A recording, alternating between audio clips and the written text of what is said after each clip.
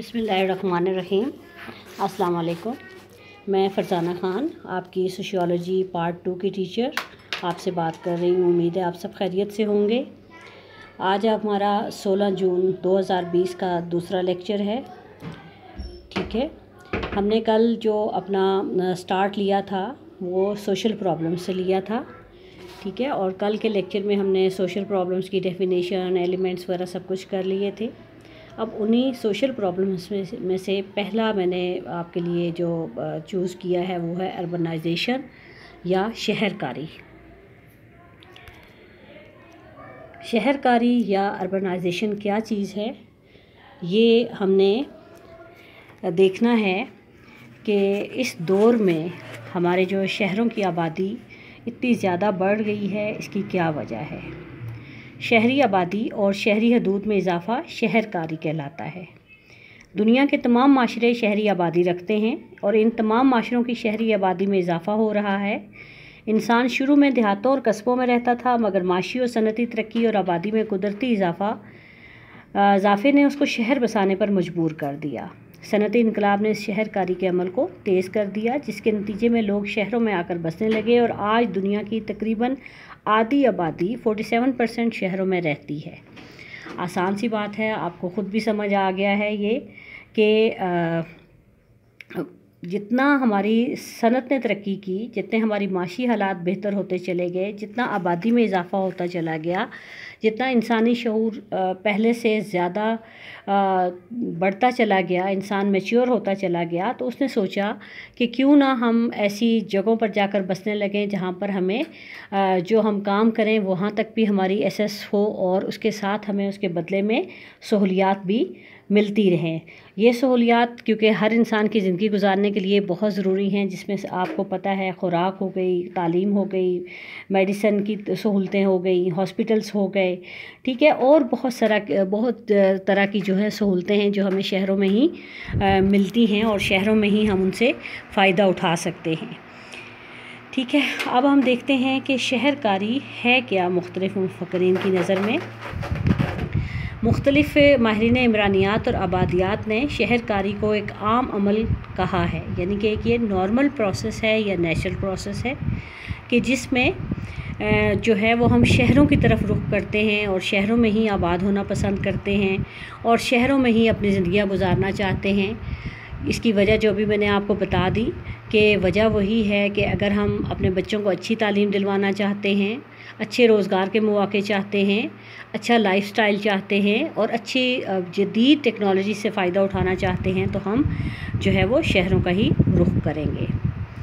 मशहूर माहिर आबादियात जॉन एफ.एक्स कहता है कि शहरकारी एक अमल है जिसके नतीजे में शहरी आबादी के तनासुब में इजाफ़ा हो रहा है।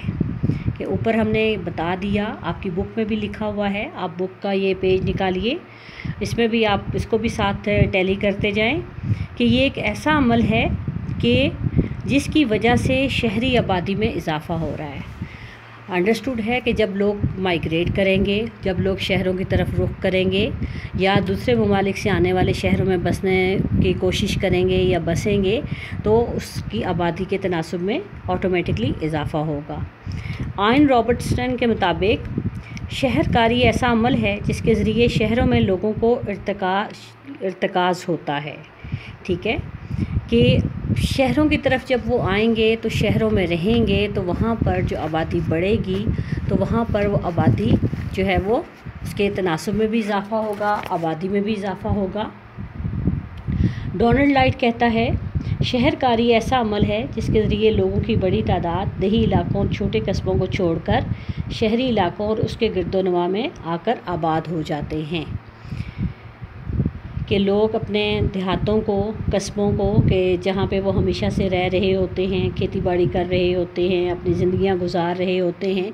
अब टेक्नोलॉजी इतनी वास्ट हो चुकी है कि लोग जो हैं हर तरह की चीज़ों तक उनकी एक्सेस है, उनकी पहुंच है, उनके पास हर किस्म की डिवाइसेस हैं। तो उन्हें पता है कि अगर हम दूर दराज के इलाकों में बैठे रहेंगे तो हमारी तरक्की की रफ़्तार वो नहीं हो सकती कि जो कि बड़े शहरों में या किसी भी शहर में जाकर हो सकती है। तो जिसकी वजह से लोग शहरों में आकर बहुत सारी मुश्किलात का भी शिकार होते हैं, लेकिन वो फिर भी शहरों में आकर ही रहना पसंद करते हैं। अब नेक्स्ट हमारा है कि शहरकारी कब और कैसे और क्यों कर माशरती मसला है। कल हमने जो टॉपिक स्टार्ट किया था वो था सोशल प्रॉब्लम्स। सोशल प्रॉब्लम्स में से मैंने पहला आपके लिए जो चूज़ किया वो अर्बनाइजेशन है। अब हमने इसमें देखना है कि शहरों की आबादी बढ़ रही है, शहरों में इजाफ़ा हो रहा है, नए नए शहर बस रहे हैं, नए नए शहर बन रहे हैं, और बहुत से ऐसे इलाके जो पहले जो है वो शहरों का हिस्सा नहीं थे, अब वो भी शहरों का हिस्सा शुमार होने लगे हैं। तो ये सब चीज़ें हो रही हैं, तो इससे ये मसला कहाँ पर बन गया, ये कैसे एक माशरती प्रॉब्लम में शामिल हो गया, और कैसे इसको हम माशरती मसला कहेंगे, माशरती प्रॉब्लम कहेंगे। जॉन एफ वेक्स ने अपनी किताब में वाज़े किया है कि शहरों का बढ़ना फितरी अमल है। वो कहता है कि अगर शहरी आबादी में इजाफ़ा, इस शहर की दस्तयाब सहूलतें कौन कौन सी होंगी? पानी, बिजली, रहाइश, स्कूल, मुलाजमत, हॉस्पिटल्स, ठीक है, और बाकी आपकी जो ट्रांसपोर्टेशन है उसकी सहूलियात हैं, आपकी रोड्स हैं, ये तमाम चीज़ें भी हमारी सहूलियात में आती हैं। तो अगर तो ये उसी तनासब से बढ़ रही हैं, उसी तनासब से हर शहरी को मिल रही हैं, हर फ़र्द को मिल रही हैं, हर फ़र्द उससे फ़ायदा उठा रहा है, किसी किस्म का कोई मसला सामने नहीं आ रहा, किसी किस्म की कोई प्रॉब्लम सामने नहीं आ रही, तो फिर तो ये एक नॉर्मल रूटीन है कि हमारे शहर अच्छे तरीके से जो है वो डेवलप्ड होते जा रहे हैं। लेकिन हमें क्या देखने को मिलता है और ये माशरती मसला कैसे बनता है? हमें ये देखने को मिलता है कि शहर तो वहीं के वहीं हैं, सहूलियात जो उनकी हैं वो इतनी ही हैं, लेकिन उनमें आबादी का जो लोड है, जो आबादी है, वो हद से ज़्यादा होती चली जा रही है और वो बेपनाह शहरकारी का शिकार हो रहा है। इसकी आबादी और सहूलियात में तनासब नहीं रहता और नित नए मसाइल जन्म लेते हैं। आप ख़ुद देखें कि जो जहाँ पर पानी अगर 100 लोगों के लिए काफ़ी है, अगर वो पानी 1500 लोग या 2000 लोग इस्तेमाल करना शुरू कर देंगे तो पानी का क्या हो जाएगा? शॉर्टेज हो जाएगी। इसी तरह गैस के मसाइल के आप सबको पता है कि हम अक्टूबर से लेकर मार्च तक जो है वो गैस के मसाइल में फंसे रहते हैं कि घरों में गैस नहीं आ रही, कोई सिलेंडर भरवा रहा है, कोई लकड़ियाँ जला रहा है, कोई बाहर से खाना ला रहा है। तो यही मसाइल है कि जो इस शहरकारी का जो सबब बनते हैं और उसकी वजह से माशरती मसला बनते हैं। फिर बिजली का हाल भी आपको पता है। फिर जहाँ पर एक तनासब से ज़्यादा लोग होंगे तो वहाँ पर सफाई के मामलात, ट्रैफिक के मसाइल, फिर उसके साथ साथ जब हमारी ज़रूरियात पूरी नहीं होती, हमें रोज़गार नहीं मिलेगा, लोगों को रहने के लिए घर नहीं मिलेंगे वो, या अगर घर मौजूद हैं तो उनके किराए बहुत ज़्यादा हैं और उनकी आमदनी बहुत कम है, वो उसको अफोर्ड नहीं कर पा रहे। तो फिर आप जो अपनी रोड्स पर गुज़रते हुए साइडों पर जो फुटपाथ पे लेटे हुए जो मज़दूर या जो लोग देखते हैं, बाज़ का तो उनके साथ फैमिलीज़ भी होती हैं, बच्चे भी होते हैं। तो ये चीज़ें क्या हैं कि ये जराइम में बेरारवी और अनजानियत इसमें शामिल हो जाती है कि वो लोग भी जो बड़ी बड़ी गाड़ियों में से गुज़रने वाले लोगों को डेली देखते हैं और ये देखते हैं कि वो तो खुला खर्च कर रहे हैं, हर किस्म की सहूलियात से फ़ायदा उठा रहे हैं। हम भी इंसान हैं, हमारे पास तो रहने को ना घर है, ना सोने के लिए चारपाई है, तो हम भी इंसान हैं।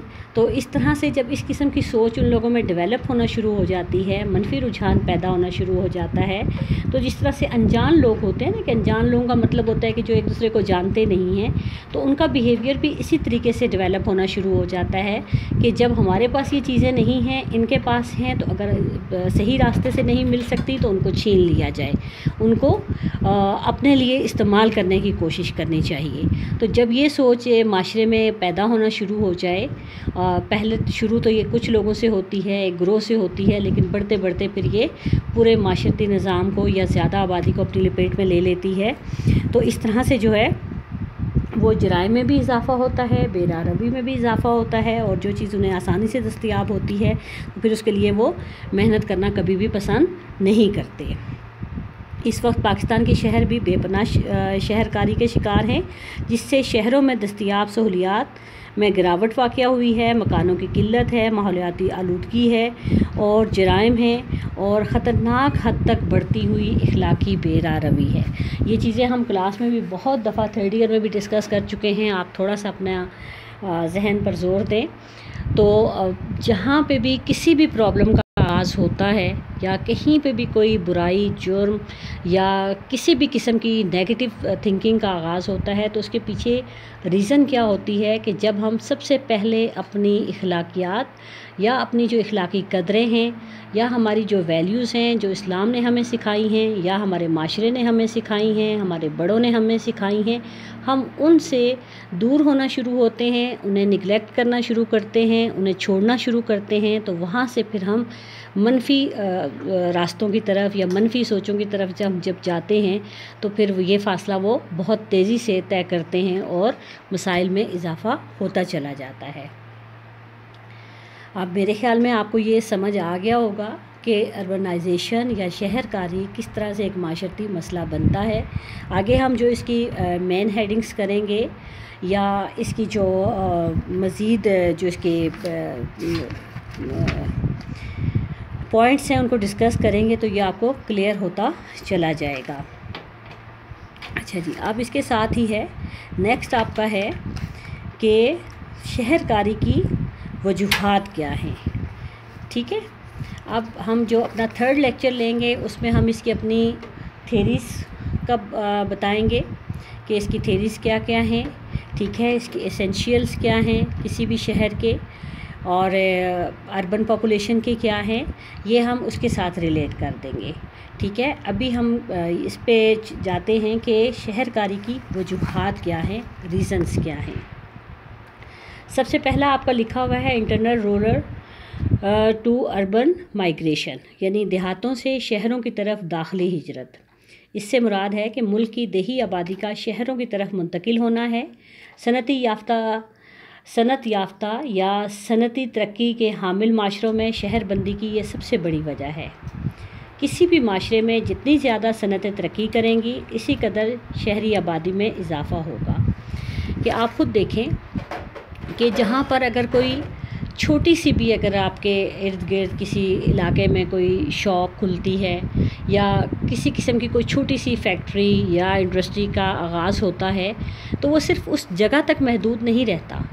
उस जगह तक, वहाँ तक माल को लाने में, वापस लोगों तक पहुँचाने के लिए हमें रोड्स चाहिए होती हैं, हमें ट्रांसपोर्ट चाहिए होती है, यानी कि बहुत सारी चीज़ें उसके साथ ऑटोमेटिकली जो है वो शामिल होना शुरू हो जाती हैं। बिल्कुल इसी तरीके से किसी शहर में अगर सनतें लगती हैं, फैक्ट्रीज़ लगती हैं, वहाँ पर रोज़गार के मौके ज़्यादा हो जाते हैं।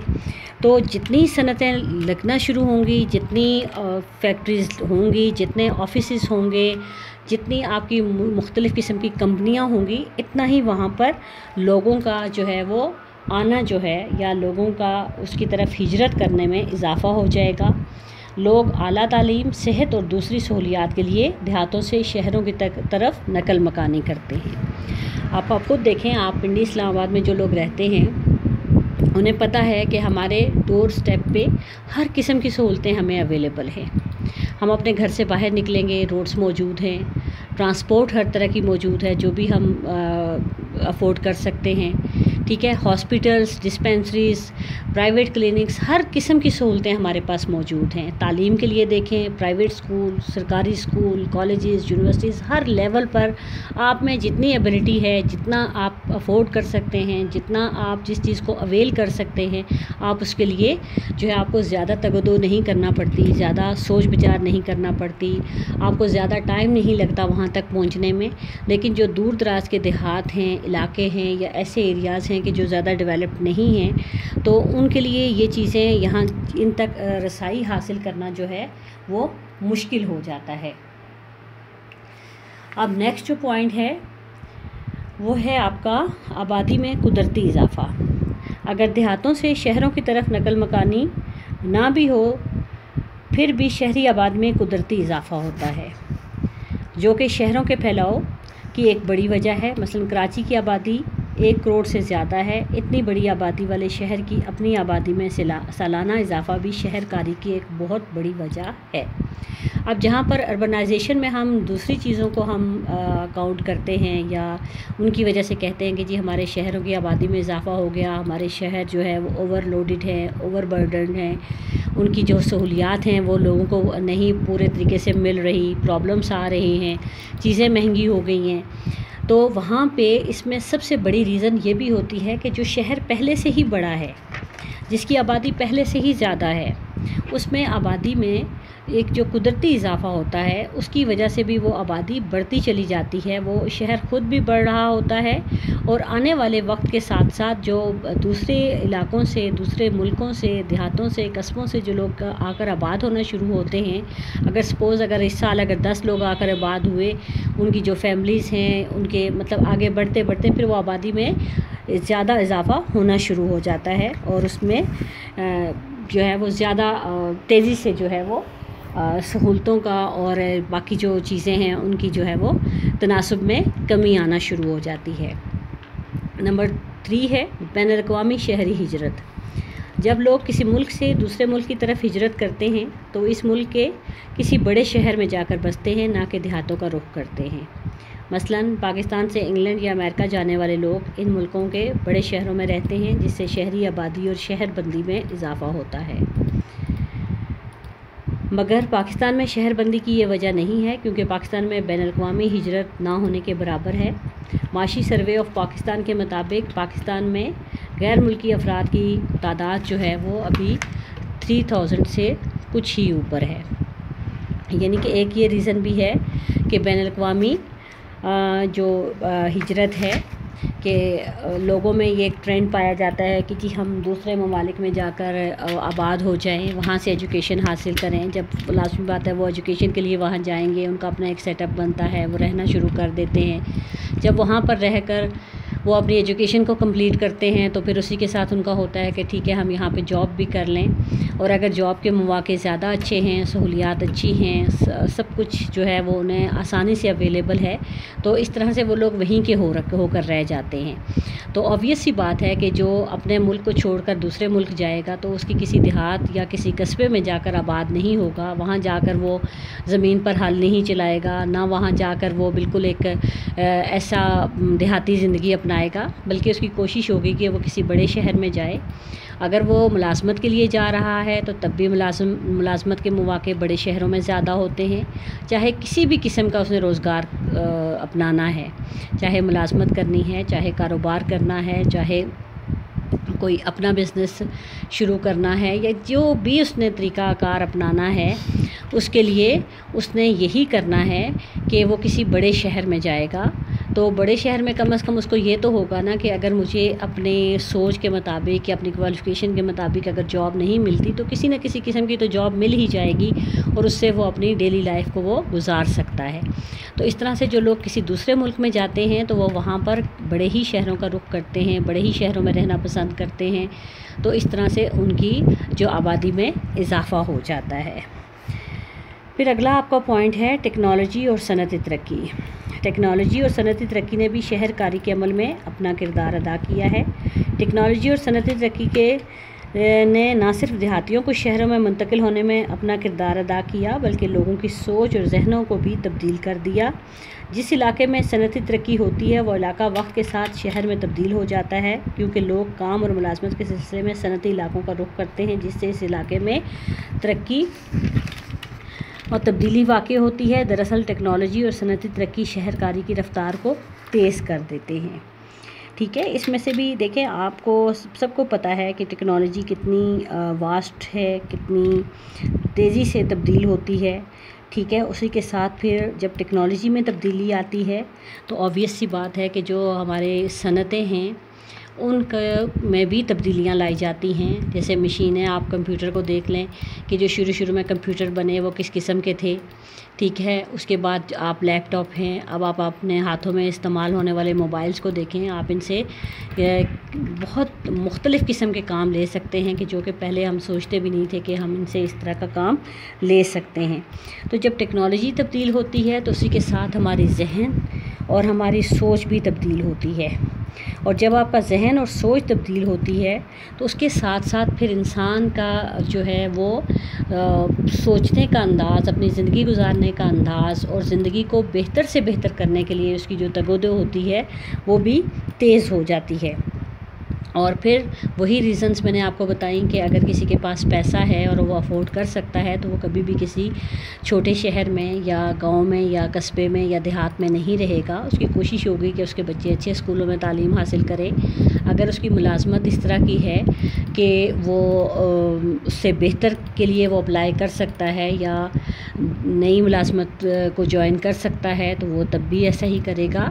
तो इस तरह से लोग जो हैं वो एक शहर से दूसरे शहर, छोटे से शहर से बड़े शहर में जो है वो अपनी हिजरत जो है वो जारी रखते हैं अपनी ज़िंदगी को, अपने लाइफस्टाइल को बेहतर बनाने के लिए।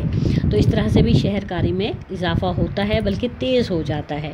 और हमें ये लगता है कि बहुत ज़्यादा प्रॉब्लम्स बढ़ गई हैं शहरों में, बहुत ज़्यादा। पहले तो ये शहर ऐसे थे, लाज़मी बात है जहाँ पर बहुत ज़्यादा आबादी होगी, बहुत ज़्यादा जो है वो लोग होंगे, वहाँ पर बहुत सारे मसाइल भी जन्म लेते हैं। तो उन्हीं जो मसाइल हैं उन्हीं को हम सोशल प्रॉब्लम्स कहते हैं, जिनका हमने पहले भी ज़िक्र किया। सफाई के मसाइल हैं, सेहत के मसाइल हैं, तालीम के मसाइल हैं, रोज़गार के मसाइल हैं। अब ये मसाइल बढ़ते चले जाते हैं तो अब इसका ये मकसद नहीं होता कि इन मसाइल को हम मसाइल के तौर पर ही रहने देते हैं, बल्कि फिर हम उनके सॉल्यूशन की तरफ आते हैं कि अब क्या किया जाए। उसमें होता यही है कि बहुत से शहर जो पहले कुछ एरिए पर थे अब वो इतने वसी होते चले जा रहे हैं। कल हम इसकी थेरीज़ करेंगे तो उसमें भी आपको क्लियर हो जाएगा कि किस तरीके से शहर जो हैं वो बढ़ते चले जाते हैं और दूर दराज के इलाके, दूर दराज की आबादी भी उनमें शामिल होना शुरू हो जाती है। तो फिर जब उनका लिविंग स्टैंडर्ड उन इलाकों का भी उन्हीं जैसा हो जाता है या मिलता जुलता हो जाता है तो उन्हें भी गवर्नमेंट डिक्लेयर कर देती है उन्हीं शहरों का हिस्सा। एक तो उनकी जो है वो इस तरह से आबादी बढ़ती है, रकबा बढ़ता है। दूसरा ये होता है कि बाज़-औक़ात आप के शहर में इर्द गिर्द के इलाकों में इतनी जगह मौजूद होती है कि वहाँ पर आप नई कॉलोनियाँ बसा सकते हैं, नई हाउसिंग स्कीम्स शुरू कर सकते हैं, नई सनतें लगा सकते हैं।